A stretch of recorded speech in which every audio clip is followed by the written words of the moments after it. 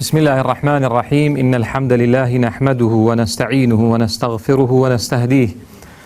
ونعوذ بالله من شرور أنفسنا وسيئات أعمالنا وفتن زماننا. من يهده الله فهو المهتد ومن يضلل فلن تجد له وليا مرشدا. أما بعد، فإن أصدق الحديث كتاب الله، وخير الهدي هدي محمد صلى الله عليه وسلم، وشر الأمور محدثاتها، وكل محدثة بدعة، وكل بدعة ضلالة، وكل ضلالة في النار. ربنا آمنا بما أنزلت واتبعنا الرسول فاكتبنا مع الشاهدين. اللهم إنا نسألك إيمانا دائما ويقينا صادقا وقلبا خاشعا ولسانا ذاكرا وعلما نافعا وعملا متقبلا آمين. برزان برایان و خوشکان، السلام علیکم و رحمت الله و برکاته. ناونیشانی ئەو کۆڕوودانیشتنەمان بە ناونیشانی دیاردەی لاوازی ئیمان هۆکار و چارەسەر. دیارە باشترین شتێک بۆ ئینسان لەم تەمەنە کورتەی کە هەیەی بریتێ لە ئیمان و باوەڕ و ڕوونکردنە خوای پەروەردگار. ئەگەر مرۆڤ ڕووی لە خوا نەبێ و ئیمانی نەبێ، هەرچیەکی هەبێ لەم سەرزەویە هیچ نرخ و بەهایەکی نییە لای خوای پەروەردگار. خوای گەورە لە قورئانە زۆر بەڕوونیە فەرمێ: قل ما يعبأ بكم ربي لولا دعاؤكم. خوای گەورە فەرمی: ئەی محەممەد عەلەیهی سەڵات وسەلام، پێیان بفەرموو خوای پەروەردگار هیچ نرخ و بەهایەک بۆ ئێوە دانانێ ئەگەر ڕوو نەکەنە خوا، ئەگەر بەندایەتی بۆ خوای پەروەردگار نەکەن. مرۆڤ ئەگەر ئیمانی نەبوو، باوەڕی نەبوو، ڕووی نەکردە خوای پەروەردگار، خوای نەناسی لەو تەمەنەیە، ئەوە هیچ نرخ و بەهایەکی نییە. با هەرچیشی دنیایش هەبێ هەیبێ. بە پێچەوانەوە ئەگەر مرۆڤ ڕووی لە خوا بوو، باوەڕی هەبوو، مسلمان بوو، بەندایەتی ڕاستەقینەی بۆ خوا کرد، با لە ژیانیشا تووشی ناڕەحەتی و دەربەدەری و دەردەسەری و چی و ئەوانە بێ، ئەو مرۆڤە هەر خاوەن نرخ و بەهایە، وەکو پێغەمبەر عەلەیهی سەڵات وسەلام بە یەکێک لە هاوڵانی فەرموو کە بۆ خۆی دیمەن و ڕوخساری خۆی پێ جوان نەبوو، تێتی: یا ڕەسوولەڵڵا، من بێنرخ هەبم ئەگەر لە بازاڕا بمفرۆشی حاڵەتێکی وا. فەرمی: تۆ لە لای خوای پەروەردگار زۆر بە نرخی، مادام بەندەی خوای پەروەردگاری. ئیمان و دینداریش سروشتی وایە، طەبیعەتی وایە، زیاد و کەمەکە. ئەمە شتێکی مجەڕەب و بەڵگەنەویستە کە ئیمان زیادەکە و کەمەکە. یەکێک لەو دیاردانەی کە ڕۆژ بە ڕۆژ لە زیادبوونە لە ناو ئێمەی موسڵمان، دیاردەی لاوازی ئیمانە. هەستەکە زۆر جار مرۆڤێک هەستەکە ئیمانی لاواز بووە. دیاردە و هۆکارەکان زۆر بەزەقی لە هەندێک شوێنە دەرەکەون، لە لای هەندێک خەڵکا زۆر بە ئاشکرا دەرەکەون، کەمە بەڕاستی بۆ خۆی کێشەیە ئینسانی موسڵمانە بێ ئاگادار بێ. بۆیە حەقی خۆیەتی ئێمەی موسڵمان ئەم دیاردەیە چارەسەر بکەین، نێرین بڕوا، چونکە ئەگەر ئەم دیاردەیە، ئەم لاوازی ئیمانە، ئەم گوناه و تاوانەی کە خەڵکی موسڵمان دەستی داوەتێ، هەر کەس لە ئاستی خۆیەوە بەپێی دووریەکەی لەخوا، بەپێی نزیکەکەی لە گوناه و تاوان، ئەگەر خێرا چارەسەری نەکەی، وەکو چۆن نەخۆشیەک لە کەسێکەدا زۆر جار خەڵکێکەڵێ نەگەر تو ئەم نەخۆشیی تۆ ئەگەر دەستی نەبڕینەوە یا ئەندامێک نەبڕین تەشەناکە و هەموو ژیانە لێ تێکەدا، ئەبێ خێرا فریای خۆی کەوێ. ئەم لاوازی ئیمانیش کە زۆر بەدی ئەکرێ لە ناو کۆمەڵگەی کوردەواری خۆمانە، کە ئەسڵ وایە و خەڵکێمە موسڵمانە، بەڵام دیاردەی لاوازی ئیمان زۆر بووە. حەقی خۆیەتی ئێمەی موسڵمان پەنجە بخەینە سەر بنیرەکان و چارەسەری بۆ بدۆزینەوە. و قورئان زۆر بەڕوونی خوای پەروەردگار باسی ئەمەی کردووە، هەردوو دیوەکەی، هەم ئەو ڕێگایانەی کە ئینسان هەبا بەرەو خراپە و هەڵدێر، و ئەوانیشی کە چارەسەرن و مایی بەختەوەرەی ئینسانن. دیاردە و هۆکارەکانی لاوازی ئیمان زۆرن. ئەگەر باسی هەندێکیان بکەین، گرنگترینیان لە بەدیوە سەلبیەکەیە. یەکەم هۆکار و دیاردە لە هۆکارەکانی لاوازی ئیمان و بۆ بە دیاردەیش بریتە لە جەهل و نەزانین، دوورکەوتنەوە لە زانست و زانیاری. هەمومان نەزانین کە یەکەم ئاەتی قورئان کە خوای پەروەردگار نازڵی کردو بۆ ئێمە بریتە لە بخوێنە: ئیقرأ باسم ربک الذی خلق. هەر کاتێک موسڵمانان بە درێژایی مێژوو، ئەگەر تەماشای مێژوویکە، هەر کاتێک موسڵمانان لە خوێندن و خوێنەواری نزیک بوو بێتن، قازاجیان کردووە، بەختەوەر بوون، ئیمانیان دامەزراو بووە، خاوەن کۆمەڵگەیەک و حەزارەتێکی بەهێز بە پێچەوانەوە. بە ئەندازەی دوورکەوتنەوەمان لە خوێندن و خوێنەواری ئینسان بەدبەختە بێ. لە قورئانە خوای پەروەردگار زۆرێک لە گوناهە گەورەکان لەگەڵ جەهلا ڕەبتەکە خوای گەورە. بۆ نمونە لە سورەتی زومەر خوای پەروەردگار فەرمێ: قل أفغير الله تأمروني أعبد أيها الجاهلون. شرك و جهل خوای پەروەردگار ڕەبتیانەکا بەیەکەوە لەو شوێنەیە کە شرک هەیە هاوڵدانان هەیە بۆخوا هۆکارەکەی چیە جەهل یعنی ئەو کەسە کە زانست و زانیاری پێ نییە بۆیە شەریک بۆ خوای پەروەردگار بڕیارەدا ئەجینا علمی پێ بێ خوا بناسێ ڕوو بکاتە خوا ئەوە بڕیار نادات. پێغەمبەر لوط عەلەیه السەلام کە نەسیحەت و ئامۆژگاری گەلەکەی کە تاوانێکی زۆر ناشرین و قێزەونیان کردووە ڕەبتی تاوانەکەی ئەوان لەگەڵ جەهلە بەل ئەنتم قەوم تەجهەلون پێیان ئەڵێ ئێوە کە ئەم کارەکەن ئێوە جاهیل و نەزانن هەڵگری سیفەتی جەهلن بۆیە ئێوە ئەم تاوانە ئەنجامەیەن. خوای پەروەردگار لە سوورەتی ئەحزابە کە باسی شێوازی هاتنەدەری خوشکان و ئافرەتانەکات ئیماندارانەکە ئەگەر ئافرەت کە دێتە دەر لە ماڵ بە شێوەی شەرعینەیە بە شێوەی ناشەرعی بێتە دەر لە جەهلەوەیەتی ئەم هەموو دیاردەی لەگەڵ ڕێزم ئەم هەموو دیاردەی ئەوەی پێوترێ قورئان ناویناوە تەبەڕوج دەرخستنی جوانی ئافرەت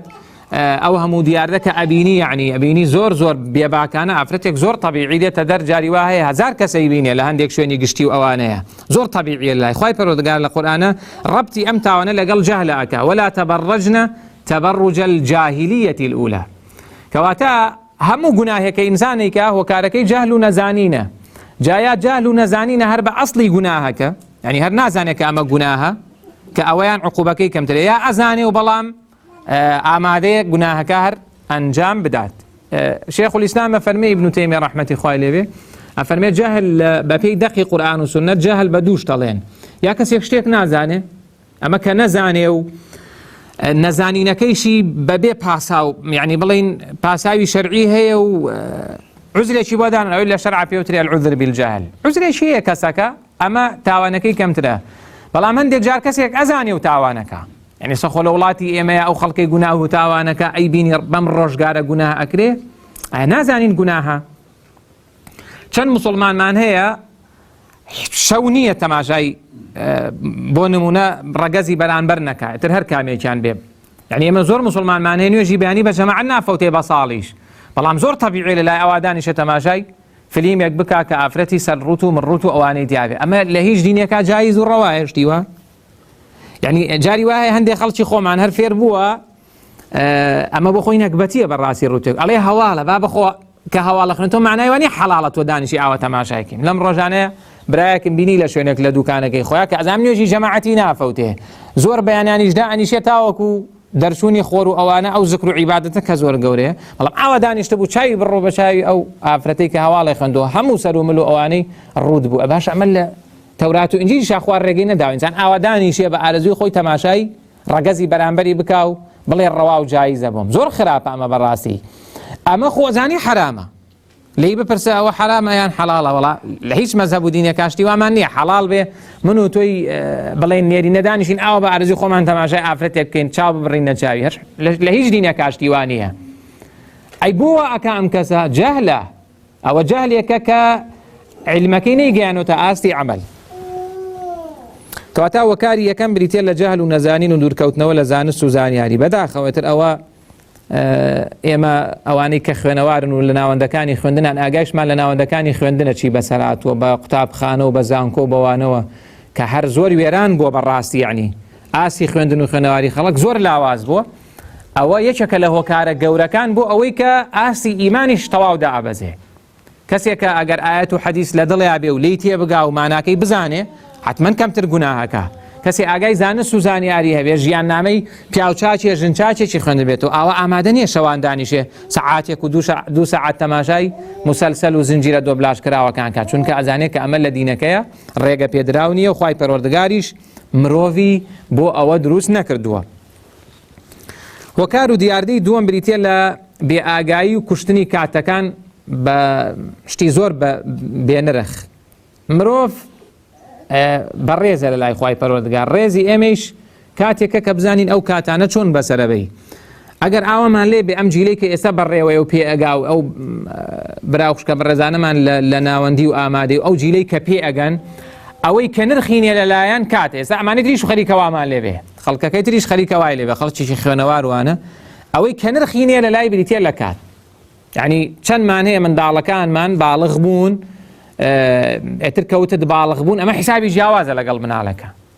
کەسێک کە بوو بە باڵغ ئەمە لە شەرع پێڵێن مکەلەف یعنی ئێتر ئەمە جێی ڕێزە خوای پەروەردگار دواندن و خیتابی خۆی ڕوەکاتە ئەم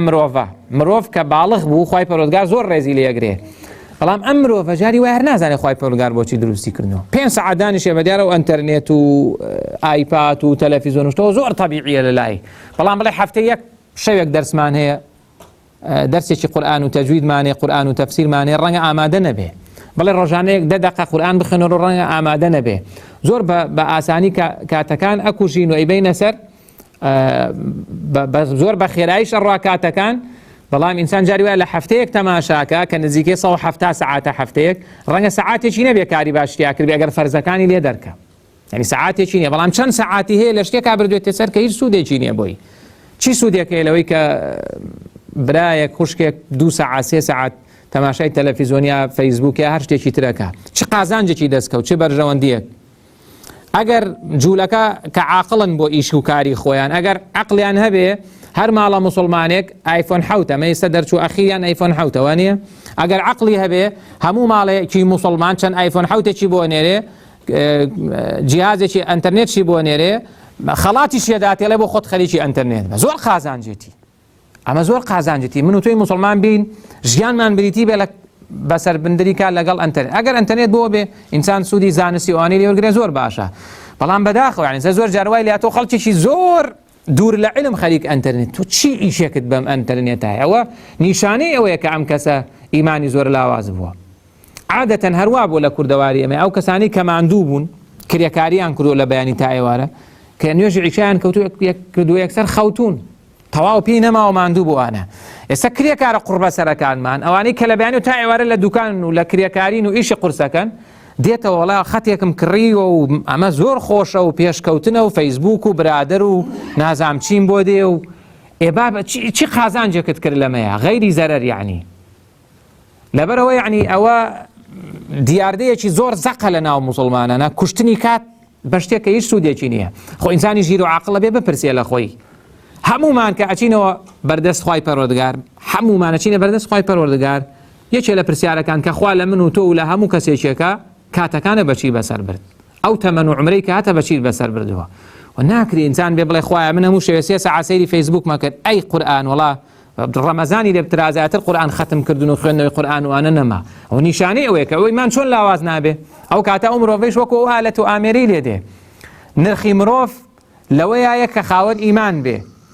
و خاوەن عەقڵ و ژیریش بێ ئەم شاشەیە هەردوو شتەکە ئینسان نایڵێ ژیری و بیری نایڵن و ئیمان و دیندارەکەیشی لاواز ئەکەن هۆکاری سێیەم و دیاردە و هۆکار طبعا من دیاردە هۆکارەکانم تێکەڵاو کرد لە هەندێک کتێبا جیاوازن بەڵام زۆر نزیکن لێ سێیەم هۆکار لە هۆکارەکانی لاوازی ئیمانیا وەکو دیاردە بریتێ لە جوان ئەنجام نەدانی عیبادەتەکان و سزبوون تێیدا یعنی زۆر براو خوشکمانەی لێ وڵای من چەند بەیانیانیش خەبەرم نابێتەوە بۆ نوێژ جاری وایە گەڕەکێک 50 ماڵی هەیە بۆ مزگەوتێک ئەم 50 ماڵە لای کەمی 50 کەسی تیان نوێژی بەیانی فەرزە لەسەری چەند کەسەشێ بۆ مزگەوت لەو گەڕەکەیە ئەوە بۆ نوێژەکانی تریش هەروە بۆ عیبادەتەکانی تریش هەروە بۆ هەندێک عیبادەت کە خەڵک گورجوگۆڵە نا بۆ باقیەکەی ئەگەر کەسێک گورجوگۆڵ بوو بۆ عیبادەتەوە نیشانەی ئیمانیە پێغەمبەری خوا عەلەیهی سەڵات و سەلام فەرمی ئیذا ڕەئەیتم الرەجوڵ یعتاد المەساجد ئەو المەسجد فاشهدوا له بالئیمان ئەگەر کەسێکتان بینی زۆر گورجوگۆڵ بوو بۆ مزگەوت ئەچوو و لە پەیامی مزگەوتیش حاڵێ بوو چکە زۆر کەسمانێ بەداخەوە دێ بۆ مزگەوت بەڵام لە پەیامی مزگەوت حاڵی نەبووە لە پەیامی نوێژ حاڵی نەبووە ئەگەر کەسێکتان بینی هاتووشەی مزگەوتێک کرد سەردانی مزگەوتێک کرد ئەوە شایەتی ئیمانی بۆ بدەن بە پێچەوانەوە ئەگەر من و تۆ نەمانتوانین عیبادەتەکان بە تایبەتی فەرزەکان یعنی ئەگەر مسلمانێک 5 بەیانی و 6 بەیانی لەسەر یەک نوێژێکی بەیانی لە جێی خۆیان بۆ نەکرا نوێژێکی خەوتنانی لە جێی خۆیان بۆ نەکرا نوێژێکی سونەتی بۆ نەکرا مانگێ جارە نێتوانی شەوێ شەو نوێژ بکە ئەوە ئەبێ بزانێ خەلەل هەیە لە ئیمانەکە خەلەل هەیە لە گەورەترین شتی ژیانە چونکە لای ئەمەی مسلمان بە نرخترین شت ئیمانە وەکو ئاماژەم پێکرد کە خەلەل هەبوو لەم ئیمانە تا ئەبێ غەمی خۆت بخۆی ها ئێستا ئەگەر بە ڕێزێک دوور بێ لە ئێمە ئەگەر کەسێک لە ئێمە پێی بڵێن ئەوە فەحسە بۆ کراو نەخۆشی سەرەتان تێتر ژیانی لێت یەکەچی ئەم کەسە تەواوێتر ئەوە نەخۆشی قورسەکەیەتی و چی ئەوانە هەر زۆر بێتاقەتە بێ چونکە هەستەکە ئێتر ئەوە تەواو ژیانی لە مەترسی ئەیە بەڵام ئەمەی کە کەسێک بە ئاشکرا تاوانێکی گەورە ئەنجامەدا، تاوانی گەورە دووشتە، یان وازهێنان لە فەرزێک یا کردنی حرامێک بە ئاشکرا. ئەمە زۆر لەو سەرەتانە خراپترە بۆ دینداری، بۆ ژیانی ئینسان. ئەکرێ ئەو سەرەتانە زۆر جار ببێتە مای خێر بۆ کەسە، خوای گەورە بۆ ئەو سەرەتانە و لەو عەبدەی خۆشە بێ. عەبدێک تاوانی زۆرە و چاکەیشی کەمەوە موسڵمانە، بەم سەرەتانە خوای پەروەردگار ڕەنگە بیبا بۆ بەهەشت، هیچ کێشەیەکی بۆ نابێت، سەبری هەیە و لەسەری و هیچ ناشکرێکی خوای پەروەردگار ناکە، خوای گەورەی با بۆ بەهەشت. بەڵام ئەمە کە ساغی و نوێژی بەیانی ناکەی و عیبادەتەکان ناکەی و سسی لە عیبادەتەکانە، شەوگارێکی دوور و درێژ براو خوشکە بەڕێزەکان ئەزانن لە قورئانە خوای پەروەردگار وەزیفەی ئەم شەوگارە دوور و درێژیشی بۆ من و تۆ دەستنیشان کورد ئێمە پێی نازانین. خوای گەورە لە قورئانە فەرمێتی ومن الليل فاسجد له وسبحه ليلا طويلا. ئێستا شەوگار زۆر درێژە، سەعات حەوت ئێمە لە هەموو شتێکی عیبادەت بووینەتەوە، یەک عیبادەتی فەرز نەما وایە لە زۆر ماڵی موسڵمان پرسە سەعات چەندە خەوی، ئەڵێ بەخوا یەک 12 ئەگەر بڵێ 11 خۆم هەندێک لە هەندێک شوێن گاڵتەی پێکەن. سەعات 11 بخەوی ئەزانین چەند سەعاتت لە شەوە هەیە، 4 سەعات.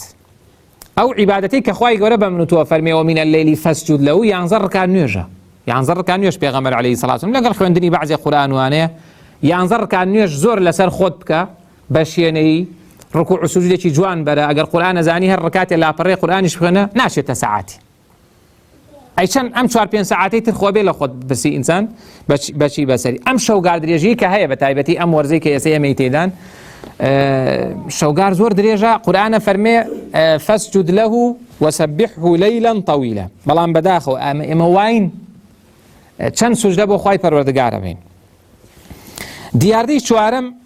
لە دیاردەکانی لاوازی ئیمان کە زۆر ئەمە زۆر بە ئاشکرا ئەکرێت کە ئەمە زۆر کێشەیە، کردنی گوناه بە ئاشکرا. یعنی کەسێک بە ئاشکرا گوناه بکە. باوەڕتان بێ من گەنجم لە ناو مزگەوتە ئەو مۆبایلەی پێ بۆ تەماشای شتی خراپی کردووە، کەواتر ئەو پەڕێتی، یعنی ئەو پەڕی حیساب نەکردنە بۆ خوار. ئەوەی کە خوای گەورە لە قورئانە فەرمێ فما أصبرهم على النار. خوای گەورە کە باسی ئەو کەسانەیە کە گوناه بە ئاشکراکەن، خوا فەرمێ مانە دیارە زۆر بە سەبرن لەسەر ئاگر، زۆر جەریئن بۆ ئاگر، زۆر جەریئن بۆ شکاندنی سونیرە. چۆن ئینسان جورئەتەکە لە ناو مزگەوت تاوان بکە، هەرچەندەوە ئەو تاوانێکە ناخۆ خەڵکی تریشمانێ لە مزگەوتەکە غیبەتی مامۆستا کاوانیە. لەم شوانەیە من لە مزگەوت نوێژمە کرد، مامۆستا تاخیر بخۆ، مامۆستایش بەشەرە و ئەرچی کۆمەڵایەتی هەیە و ئەچێ بۆ سەردان و یەکسەر دوو نوێژ خوێن کردیانە غیبەت مامۆستا. باشە غیبەت تاوانێکی زۆر گەورەیە، زۆر خراپە. چۆن لە ناو مزگەوتا جورئەتەکەی غیبەت بکەی؟ کەسێکیش کە خزمەت دەکا، خزمەتی دین و ژین دەکا، کە ئەسڵ وایە مامۆستایانی ئاینی بەو شێوازە بن. جا کردنی گوناه بە ئاشکرا زۆر خراپە. ئەمە زۆر خراپە کەسێک جورئەتی ئەوە کە کەناڵێکی فەزایی ڕسمێگرێ و دێ بە ئاشکرا گۆرانی بۆ خەڵکەڵێ. کچیشە جاری وایە وانە؟ جاری وایە بینی ئافرەتێک ئەمە جورئەتی ئەوە بکات کە بە ئاشکرا گوناه بکە، ئەمە زۆر خراپە. یا ئەبینی کەسێک زۆر بە ئاشکرا کە ئێستا لە کۆمەڵگەی ئێمە کەسێنە پێینەوترابێت جگەرە حرامە، کەسێکی موسڵمان و نوێژخۆن زۆر بە ئاشکرا قوم لەو جگەرەی ئەدا. با ئەو بەڕێزانە گوێگرن بۆ ئەم فەرمودەی پێغەمبەر عەلەیهی سەڵات وسەلام. پێغەمبەری خوا عەلەیهی سەڵات وسەلام فەرمێ كل أمتي معافى إلا المجاهرين. ئەفەرمێ خوای گەورە لە هەموو ئومەتی من خۆشە بێ، یعنی ئەوەی کە موسڵمانە و شایەتومانی هێناوە و موحیدە و ئیمانی هەیە با تاوانی شێ بێ، خوای گەورە هەر لێ خۆشە بێ، درەنگ بێ یازوو إلا المجاهرين. بەس ئەوانەی بە ئاشکرا گوناهەکەن خوا لێیان خۆش نابێ. چەند کەسێ بە ئاشکرا ئێستا مۆبایلەکەی ڕسمی ڕووتی تایە لەوە سەیرتر. یعنی من فەیسبوک و ئەو شتانم نییە، ئەوە ڕەنگە لە هەندێک شوێن عیبیش بێ کە کەسێک بڵێ فەیسبوکم نییە، بەڵام لای من عیب نییە. بەس لەو ڕۆژانەیە ئەو ڤایبەر ئەوانەتان کە زۆربەتان ڕەنگە شارەزابن، زۆر کەس لە خەتی ڤایبەرەکەی ڕسمی داناوە. باوەڕتان بێ خەڵکی ئالی مزگەوت ڕسمی خۆی و خێزانی خسۆتە سەر ڤایبەرەکەی، کە ڕەقەمی لای چەند کەسێ بە تەماشای کە خێزانیشی جوان میکیاجێکی کردو و تەماشای کردو، ئەوە مجاهرینە. ئەوە كل أمتي معافى إلا المجاهرين. گەورە چۆن لەوە خۆشە بێ، یعنی بە ئاشکرا. ئەوە کەسێکی تر قوتابی زانکۆیە، دایک و باوکی ئاهلی مزگەوتن، خۆشی ئاهلی مزگەوتە، لەسەر فەیسبوکەکەی ڕسمی کوڕ و کچێکی داناوە، کوڕەکە کچەکە ماچەکە، ئەوە مجاهرینەوە زۆر نەکبەتیە. ئەمە زۆر کێشەیە ڕووی تێکردوین. یعنی تۆ وەرە دایک و باوکێکی موسڵمان، خۆت ئاهلی جومعە و جەماعەت، قورئان خوێن، لە حیزبێکی ئیسلامی بی، لە ناو موسڵمانان نابی، لە کوڕ و جەمعێکی موسڵمان، ئەوە فەیسبوکەکەت، ئەوە ڤایبەرەکەت ڕسمی کوڕێک ماچی کچێکەکە و کۆمەڵە قسێکی لە ژێریان نووسی و ئەوانە. ئەوە ئینە من المجاهرینە.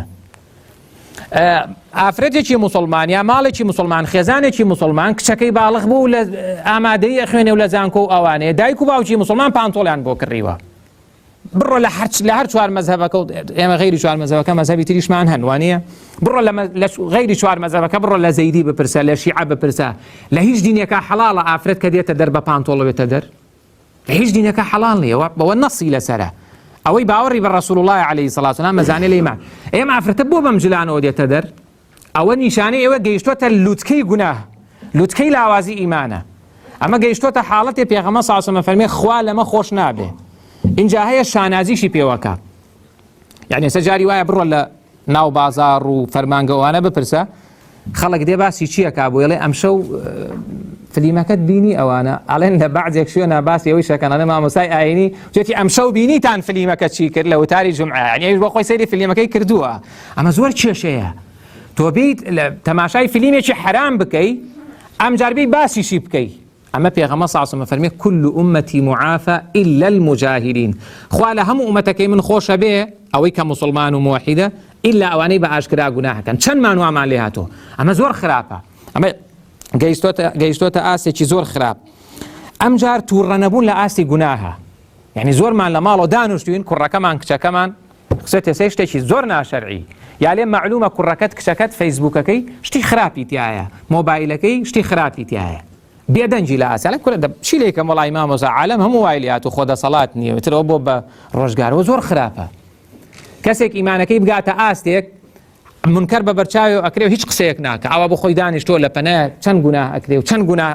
تەماشا ئەکرێ و هەر زۆر بێدەنگیشە لێی زۆر خراپە بەڕێزانن زانن پێغەمبەری خوا عەلەیهی سەڵاتو وسەلام نەیەشتووە لە ماڵیشیان مناڵیش حرام ئەنجام بە نەیوتۆ ئەمە مناڵت خوا لێی گەڕێن و تەکلیف دێت ئێمە فێرە بێ ئەها حەسەن دەنکە خوڕمایە کە لەگرێهین چییە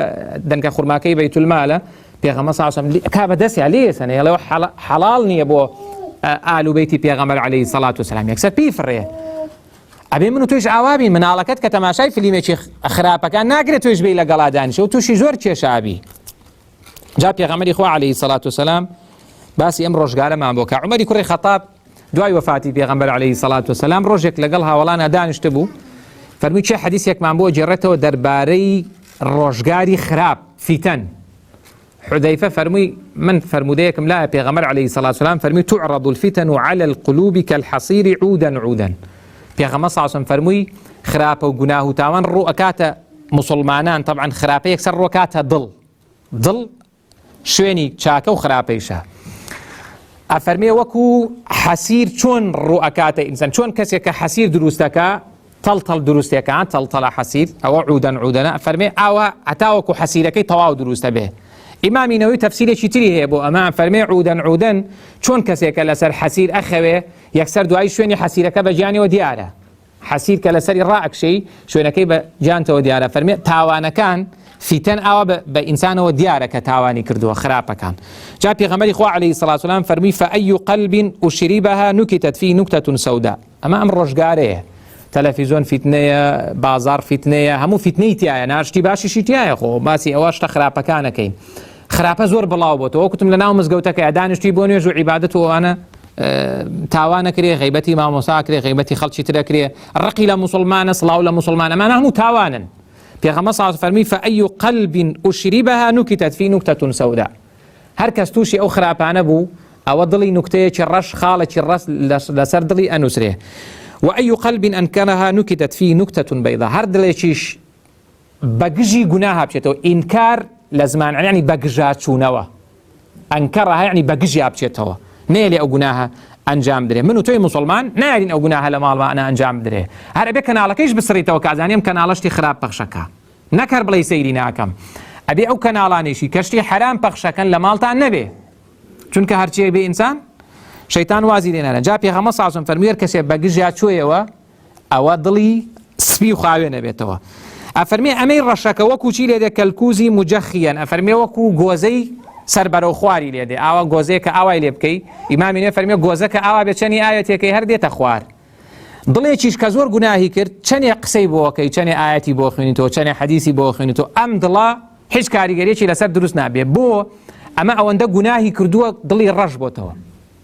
زۆر جار من و تۆی مسلمان ئەبینین ئەو برایی لە مزگەوت لەگەڵمانایە ئەو خوشکەی کە ئەهلی دینە کچی مامە حاجێ کچی مامە شێخە ئەبینی تاوانێکی زۆر گەورەکە لێت پێت سەیرە ئەڵێ باشە ئەوە بۆ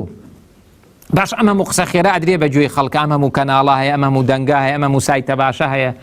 بۆ خەڵک کاریگەری ئەمە ئەو دڵەیە کە پێغەمبەر صلی الله علیه و سلم فەرمی ئەوەندەی گوناه کردووە وەکو گۆزەیەک چۆن ئاوای لێ بکەیت چەنی ئاوی تێکەی سوودی نییە. ئەم قسەی خێر و خوێندنەوەی قورئان و فەرمایشتی پێغەمبەر عەلەیهی سەڵات و ئەم قسەی خێرە دڵێک کە ئاوای لێ هاتبێ نایگرێ، بێ دڵەکە وەکو خۆی مابێتەوە گۆزەکە، ئەمجار ئاوەگرێ و سوودی لێ وەرەگرێ.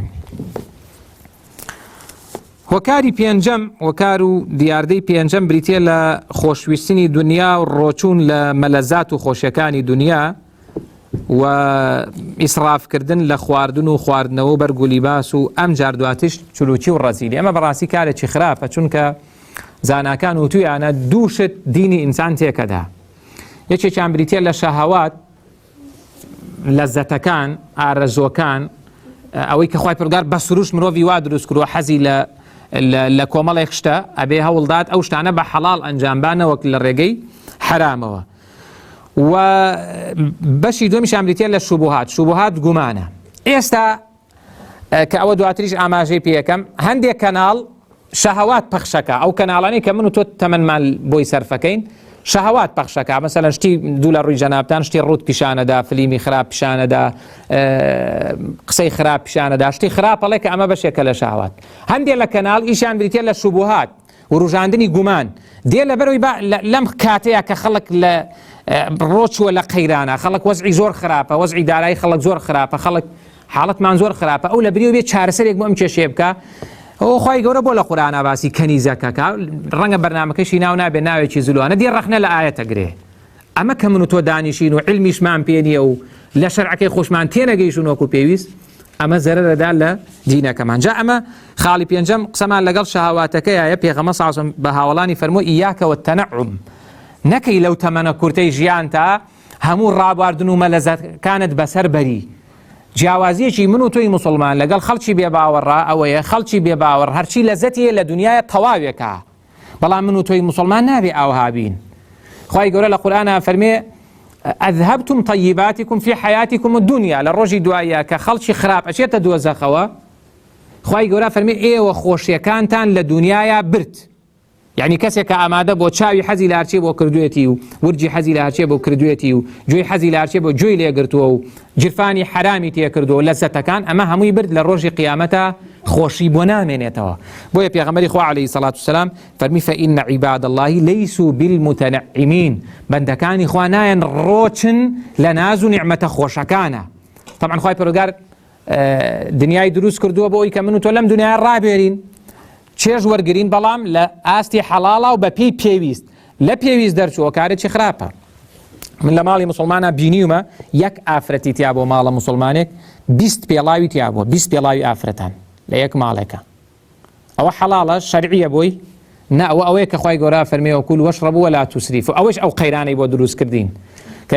ئێمە پێشتر ئاوا بووین. خەڵکێک کە پارەی زۆر هاتۆتە باخەڵی و زۆریش پێوەی ماندوونە بۆ مەعاشێکی زۆری دراوەتێ، لە یەکگەڵگەن یەکەم تەعینا ملیۆنێکی پێدراوە، چۆتە بازار، کوڕێکی برادرم دوکانی پێڵاوی ماوەسا خەڵکی وا بوات 5 جووت پێڵاوی بەیەکەوە کڕی هەر بۆ خۆیشی. ئەخەمە بۆ مسلمان ڕەوانیە. ئەمە کەی دروستە؟ ئینسان بەم شێوازە لە حەڵاڵیشە ئەمە دروست نیە، ئەم ئیسرافە. بەڵێ کام شتە جوانە بۆ خۆت بیپۆشە لە بەریکە چێژی لێ وەرگرە، بەڵام لە سنووری خۆیە. ئەگەر ئینسان زۆر زیاد ڕەوی کرد ئەو کاتە وردە وردە ئیمانەکەی بەرەو لاواز بوونەچێ، ئەوەندە دڵی لای ئەوە بێ، دڵی لای ئیمان و باوەڕەکەی نابێ. دیاردە و هۆکاری شەشەم سوک تەماشاکردنی مسلمانە، یان کافرکردنیانە، یان دژایەتیکردنیانە، یان دڵخۆشبوونە بەوەی کە مسلمانان لاواز بن، دەنجی کەم بێنن، کورسیەکانیان کەم بێتەوە. ئەمە کارێکی زۆر خراپە. براوشکە مسلمانەکان، با من و تۆ وا خۆمان ڕابێنین، ڕقمان لە هیچ مسلمانێ نەبێ. دوعای خێریش بکە بڵێ خوایە ئەو دڵم ڕقیتیان نەبێ بەرامبەر بە هیچ مسلمانێ. ئەکرێ من و تۆ ڕقمان لە کەسێک بێ زۆر لە لای خوا لە ئێمە بەڕێستر و چاکتر بێ. بۆ ئەم ڕقە یعنی کارێکی خراپە. بۆیە پێغەمبەری خوا عەلەیهی سەڵات وسەلام فەرموویەتی ئەوە خراپترین شتە ئینسان مسلمانی پێ سووک بێ. ئەوەندەی گوناه بەسە ئینسان مسلمانێکی پێ سووک بێ. هەیە بەس خۆی پێ مسلمانە، تەکفیری بەرامبەرەکە، تەبدیعێکە، تەفسیقێکە، لە بازنەی ئیسلامی باتە دەرەڵێ ئەوە هیچ نازانێ، ئەوە مسلمان نیە، ئەوە ئەهلی بیدعە، ئەوە نازام خن. بۆ ئەم کارانە بۆ شتی باش بۆ یەکتر نێنینەوە. یعنی بۆ مەسەلە لە بری ئەوە گومانێکی باش بۆ یەکتر نەبێن. ئەو بەڕاستی کارێکی خراپە. ئەم جار بگاتە ئاسیە کە تۆ دژایەتی مسلمانان بکەیت و تەکفیریان کەیت و خوێنیان بە حەڵال بدەنێ، ئەمە زۆر خراپە. ئەمە ئیمان تەواو لاوازەکە. ڕەنگە هەندێک جار بچێ بۆ خانەی شتی تریش بۆ ئینسانی مسلمانە بێ زۆر ئاگدار بێ. لەم خاڵەیە ڕووداوێکمان هەیە لە زمانی پێغەمبەر عەلەیهی سەڵات وسەلام چەند حاڵەتێکی زۆر کەمی زینا ڕوویداوەیەکێک لەو حاڵەتانە کە دواتر بۆ ئەم خاڵەی ئەماشی بیستوتانە سەحابەیەک بە ناوی ماعزی کوڕی مالیک و ئەم ماعیز ناوە پیاوێکی زۆر ساڵح بێ، پیاوێکی زۆر مسلمانە بێ، ڕۆژێک شەیتان زەفەری پێبا و تووشی هەڵەیەکی گەورە بێ، تووشی زینا بێ لەگەڵ ڕێزما بۆ مولایەک. ئەم کەسە کە تووشی زینا بێ دواتر هەراسانە بێ، ژیانی لێ تێکەچێت. چەند جارێک دێ بۆ لای پێغەمبەر عەلەیهی سەڵات وسەلام، پێغەمبەر سەڵات وسەلام زۆر مەبەستی بووە کە حەدەکان جێبەجێ نەکا، پێی فەرموو بڕۆ تەوبە بکە خوای گەورە لێت خۆشە بێ. ئەو هەر هاتەوە بۆ ڕۆژی دوایی، چەند جارێک هاتەوەتی یا ڕەسوول الله ئەقیم عەلەیە حەد الله ئەن ئەقیم عەلەیە الحەد، حەدی خوان بەسەرا جێبەجێکە. پێغەمبەر عەلەیهی سەڵات وسەلام پرسیاری لە خزم و کەسی کرد ئەم کەسە شێت نییە؟ وتیان نەخێر. سەحابەیەکی هەڵسان فەرمی بڕۆ بۆنی دەمی کە بزانم سەرخۆش نییە ئەو قساناکە، فەرمووی نەخێر عیبی نییە، فەرمی بیبەن ڕەجمیکەن. ڕەجمیان کرد، تەوبەیەکی کرد و دواتر ناشیان. دوای چەند ڕۆژێک پێغەمبەر عەلەیهی سەڵات وسەلام بەوەیان ڕەت بوو لەگەڵ کۆمەڵێک لە هاوڵانە، گوێی لە دوو کەس بوو لە هاوڵان، یەکێکیان بەوی تری ئەوێت ئەو قەبرەت بینیوە ئەوە خوا سەتری کرد کەچی سەتری خوای پەروەردگاری هەڵماڵی، یعنی پێی ڕازی نەبوو تا وەکو سەگ ڕەجمیان کرد. ئەم قسەی پێوت ئەوە بە سەحابەیە. پێغەمبەر عەلەیهی سەڵات وسەلام گوێی لە قسەکە بوو، زۆری پێ ناخۆش، بەڵام هیچی نەوت لەوەیە. دوای تۆزێک ڕۆیشتن گەیشتن بە کەلاچێکی گوێدرێژێکی تۆپی و بۆ نێ هات. پێغەمبەر سەڵات وسەلام فەرمی کوا فڵان و فڵان، ئەو دوو کەسەی کە ئەو قسەیەیان وت بە مسلمانەکە. وتیان بەڵێ یا ڕەسوول الله لە خزمەتان، فەرمووی دابەزن لەو کەلاشی ئەو گوێدرێژە بخۆن. یا ڕەسوول الله چۆن شتی وابێ هەر بۆ گەنیەکەی ئینسان ناوێرێ بە دەوریا بچێت، چۆن ئەخورێ؟ پێغەمبەر سەڵات وسەلام فەرمووی ئەوەتان بخوادا لەو قسەیەتان زۆر باشتر بوو. توایسە چەند مسلمان هەیە هەر لە کۆڕی جەماعیش غیبەتی مسلمانانەکە و قسە بە مسلمانان و شکاندنی مسلمانان و تەبدیعکردنیان و تەفسیقکردنیان و تا گەیشتێت حاڵەتێکە ئەیبینین مسلمانان خوێنی یەکتریش ئەڕێژن، مەکارێکی زۆر خراپە. ئەمە لە نەتیجەی چیوە ڕووەدا؟ لە نەتیجەی لاوازی باوەڕەوە ڕووەدا. ئەو مسلمانی تۆ قسەی پێەکەی ئەگەر زینایشی کردبێ، ئەگەر تاوانەکەی گەشتبێتە تاوانێکی زۆر گەورە و ئاشکرا، ئەوە پلەکەیەتی لای خوای پەروەردگار. ئەگەر قسەی پێ ئەڵەی کەلاچێکی تۆپی و بخۆی، ئەوە زۆر باشترە بۆت بەوەی کە قساڵێ. بێ چەندمان هەبێ ئیمانەکەی ئاوا لاواز بووبێ بە ئارەزوی خۆی قسە بە مسلمانانە، لە کارێکی زۆر خراپە. خەم نەخواردن لە کاروباری مسلمانان زۆر خراپە، زۆر خراپە. کەسێک هیچ خەمی کاروباری مسلمانانی نییە، هەر نازانێت چی ئەگوزارێ لە عالەمی ئیسلامیە، دنیا چی بەسەر دێ، مسلمانان چیان بەسەر دێ، وەزعی مسلمانان چییە،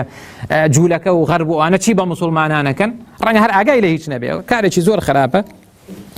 پیغمبر خو علیه الصلاة والسلام لفرمودی صحیح فرمی ان المؤمن من اهل الايمان بمنزلة الرأس من الجسد.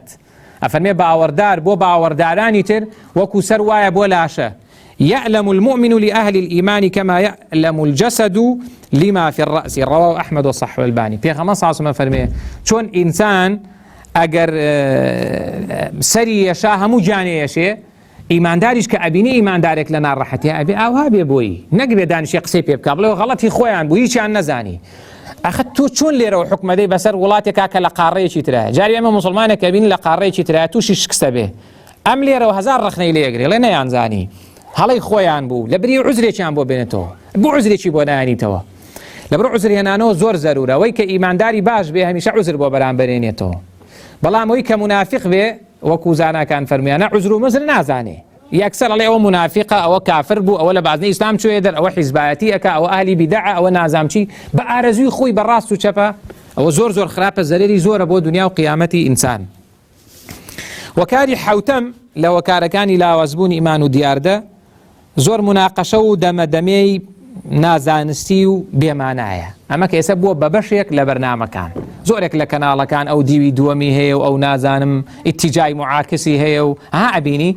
ئەم حیوارە یەک سەعاتەکرێ، ئەمە دوو کەس داوەت کراون وایە کەسێکیش پێشکەشێکە، ئەم دوانەیەکیان لە یەکتری حاڵی نەبوون، هیچیشیان نەیانتوانی قەناعەت بەرامبەر بەوەی تر بکەن، هیچیشیان نەیانتوانی فکرەکە بکەن. ئەوەیشی پێشکەشکاری بەرنامەکەیە لە 190 هەدەفی ئەوەی لە ئیسلامدا کە ئەوەی قسەی باشکە، ئەگەر گریمان ئەمە لە تەڕەفە باشەکە بێ و بێ دیفاع لە ئیسلامکە، جارێ ئەو نایە لێو زۆر قسە بکاوانە خۆی کۆمەڵێک شتی بۆ دۆزێتەوە. جارێ زۆربەی مامۆستایان و ئەهلی عیلمی کوردستان لەگەڵ ئەوەیان مامۆستایانی ئاینی تا بۆیان نەکەنە نەشن بۆ بەرنامەیە، ئەو جۆرە بەرنامانە ئینسان نابێ بچێت کە توش ئەبێ حەدی خۆی بزانێت لە هەرچی کتێب و لە هەرچی دینە هەیە ئادابی حیوار چۆن واکرێ سەعاتێک خەڵکێکشم دوای سەعاتێک من و توی سەیرەکەن دوای هیچ کەسیش نەگەیشتە نەتیجە ئەو خۆی نەگەیشتۆ نەتیجە ئەمێش ناگەین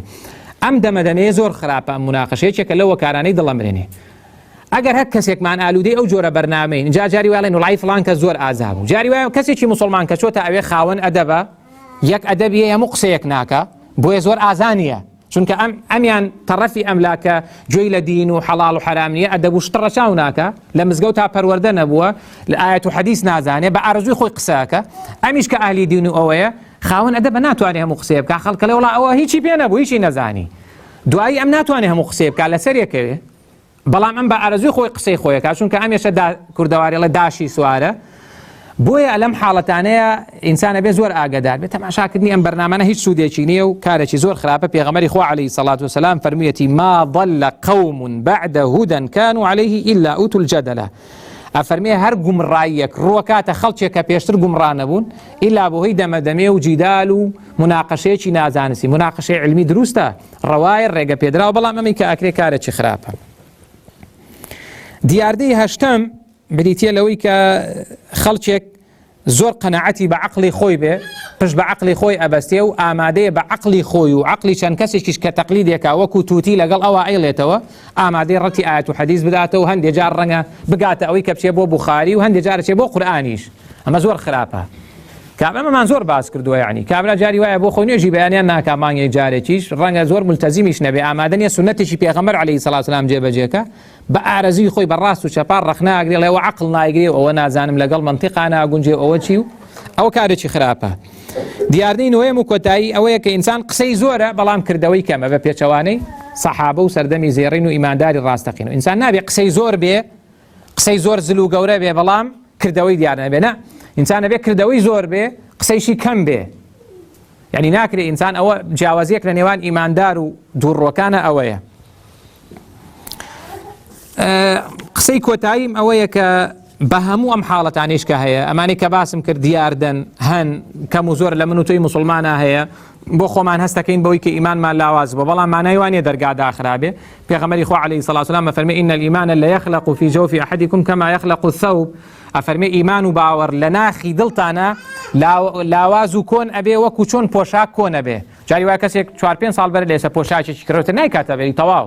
پێغەمبەر سەڵات وسەلام فەرمێ ئاوا چۆن پۆشاکەکانتان كون أبن إيمان آوا كون أبن فاسألوا الله أن يجدد الإيمان في قلوبكم دعواب كان لأخوة كأخوة إيمان لضلتانا نيوكاته وكواتا إيمان نيوكردنويه تازة كردنويه بشيك لإيشي صحابة الرجانا إيشان أوبوا كوتوانا تعالوا نجلس نؤمن ساعة أما عمر يكون الخطاب واي فرمو ابن مسعود واي فرمو أبو درداء زور لو خنوارانا وايان فرموها فرميانا بين ورن با إيمان ما نيوكينوا نيوكردنەوەی ئیمان شتی زۆرە بەس هەر بە کورتی چەند خاڵێک ئاماژە پێ بکەم کاتەکەیشمان بەرەوەچێ علم و زانست و زانیاری خوێندن و خوێندنەوە بە تایبەتی قورئان و سنەت و حەدیث و ئەوانە زۆر بخوێندنەوە زۆر گرنگە ذکر و یادی خوای پەروەردگار کردنی کردەوە چاکەکان پەلەکردن تێیدا و کردەوەیەکی چاکت لەدەست و بیجێڕەوە پێغەمبەر صلی الله علیه و سلم نوێژێکی سنەتی پێش نێڕەی فەوتا بەوەی سەرقاڵی و دوای عەسر گێڕایەوە ئەمجار برادەری چاک لەگەڵ مسلمانان بوون دوور نەکەوتنەوە لە مسلمانان وەلا بۆ مسلمانان بەڕا بۆ کوفر و بۆ باوەڕان مسلمانانت خۆش بێ با گوناهیشیان هەبێ و لەگەڵ مسلمانانە بە زۆر غەڵەتە ئینسان دوورکەوێتەوە لە جەمع و کۆڕی مسلمانان بە پاساوی ئەوەی ئەم جەماعەتە غەڵەتیان هەیە باجۆ بۆ ئیمامی عەلی بگرین ئێمە ناڵین سەلەفی صالح ئیمامی عەلی چی ئەفەرمێ کەدر الجەماعەتی خەیر من صەفاء الفەرد ئەفەرمێ جەماعەتێک کە لێڵی تایە هەندێک شی غەڵەتی تایە شتی خراپ ئەبینی لەو جەمعەیە ئەوە زۆر باشترە لەو ئیشوکاری خۆت بە تەنیایکەی ئێمە زۆر خەڵکی چاکمان هەیە زۆر خەڵکی مسلمانمان هەیە دوورکەوتۆتەوە لە جەمع و جەماعەت بە پاساوێک کوتێتی بەخوا ئەمە شتیان غەڵەتە وشی ئەوانە ئیمامی عەلی فەرمێ ئەم غەڵەتەی ئەو مادام جەمعن هێز و قوتێکیان هەیە حیسابیان بۆ ئەکرێ وەکەوترێ ڕقەمن ئەمە زۆر باشترە لەوەی کە تۆ بە تەنیا ئیش و کار بکەیت بۆی ئەمە زۆر جار شەیتانەمە بۆ ئینسان دروستەکە جا ئەمە خەڵکی خراپ ئەیڵێ کە جەمع و جەماعەت دروست نییە خەڵکیش کە دیارە بە هەڵەتیە گەیشتن لە هەندێک فتوا و لە حەدیث و ئەوانە ئەجینا ئینسان تا لەگەڵ مسلمانانە بێ باشترە من و تۆی مسلمان کە ئێستا لێرە کۆبووینەتەوە شتێکمان کرد کە خراپ بێ شتێکمان وت کە هەڵە بێ شتێک ئەنجامە درێ لەم شوێنەیە هەڵە بێ شتێکی غەیری شتی باش و ئاەت و حەدیث و شەرع و شتی باش کە بەرژەوەندی دین و ژینمانی تێدایە شتێکی ترمان نەبیستەوە و نەبینیوە کە ئەمە هەر لە مناڵیەوە لەگەڵ ئەو جەمعانەیە گەورە بووین و پێی ئەزانینەوە لەبەرەوە زۆر هەڵەیە ئینسان ڕەخنە لە مسلمانان بگرێ و خۆشی هەمان هەڵەی هەبێ ئەمە بەڕاستی کارێکی زۆر خراپە ئینسانی مسلمان پێویستە ئاگادار بێ ئەم بابەتە قسە زۆر هەڵەگرێ بەڵام ئەوە وەکو زانایان وتیانەوە جولەکەیەتی یعنی ئەوە ئەساس و ناوەڕۆکی بابەتەکەیە